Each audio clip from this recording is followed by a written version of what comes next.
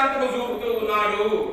మనం ఏం కావాలా, మనం ఏం చేయాలా అని అంటే బయట ఏమంటున్నాడు, అందరూ మారు మనసు పొందవాలని కోరుచు. అందరూ మార్పు చెందాలి, మారు మనసు పొందాలి. ప్రభు నమ్మిన వారు ఇంకా వారి జీవితాన్ని సరి చేసుకోవాలా.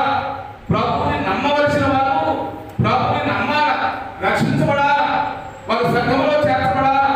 సంఘంలో చేర్చబడి పరిశుద్ధంగా, నీతిగా, యథార్థంగా వారు జీవిస్తూ ఉండాలి నా రాకడికి అని ప్రభు ఏం చేస్తున్నాడు, దీర్ఘశాంతము చూపుతూ ఉన్నాడు.